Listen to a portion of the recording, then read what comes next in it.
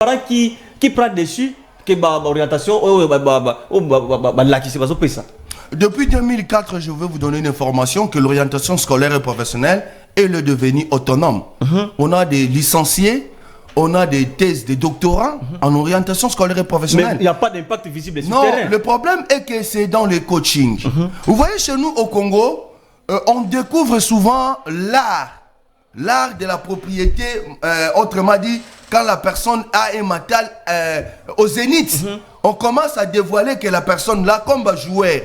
Il y a des orienteurs qui sont ici. Quand vous allez loin de chez nous ici, à quelques mètres de votre station de métier, ici il y a l'université pédagogique nationale de l'IPEN, qui forme pas moins de 200 à 300 orienteurs chaque année. Mais avec l'impact sur le terrain, les problèmes. L'impact sur le terrain, c'est quoi? L'orientation, nous sommes autonomes. On avait initié il y a 4 ans, 5 ans passés, une loi sur l'autonomisation et la pratique de l'orientation scolaire professionnelle qu'on avait désigné à l'époque le député Lamer Mende Malanga, qui n'a pas accosté. Aujourd'hui, moi, par exemple, hier, j'étais candidat député. J'avais initié une loi sur l'orientation scolaire et professionnelle. Malheureusement, nous sommes des candidats malheureux. Mais nous croyons que, croyez-moi, M. Prosper, il y a des stations, il y a des cabinets et des bureaux des orienteurs qui existent ici à Kinshasa. Si je peux vous donner les adresses, et nous avons des associations aussi. Si vous donnez l'adresse, vous aurez des problèmes avec Maman Patience.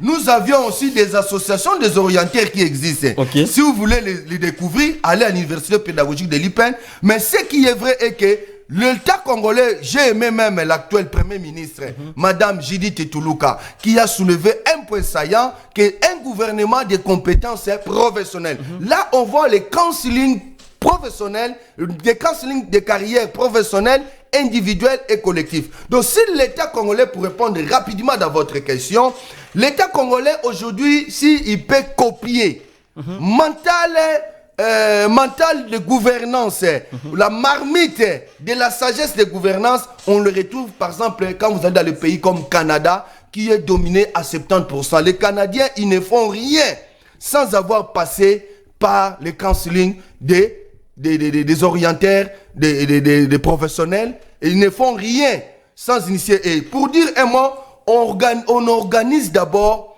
l'école. Il faut commencer à organiser d'abord l'emploi. Monsieur Prosper crée une école, il y a tout dedans, on a tout fait, on a tout mis, il y a tout dedans là à l'intérieur. Mais si vous n'avez pas encore organisé d'abord l'emploi, vous allez échouer dans votre école. Donc il faut commencer à organiser l'enfant, le choix de l'enfant pour aider l'enfant à découvrir l'avenir. Voilà les thèses de l'orientation scolaire et professionnelle. Ce sont des thématiques appropriées. Et une école qui n'a pas un orienteur, c'est une école comme siège de Koulouna. Merci beaucoup. Ça, c'était Fabien Kivulamba. Là, nous sommes déjà pratiquement à la fin. Un mot de la fin, si vous avez quelque chose de la fin, avant de nous quitter. Bon, en fait, je n'ai pas beaucoup à dire. Les gens doivent savoir que l'éducation au choix des carrières, c'est un programme. Aujourd'hui, vous voyez, par exemple, on place dans les sociétés un directeur des ressources humaines. Directeur des ressources humaines. Il n'a même pas une déontologie psychologique. Il n'a pas une déontologie de counseling de carrière. Il n'a pas une déontologie sociologique. Donc, il faut que l'État congolais puisse commencer à remettre les choses à sa place.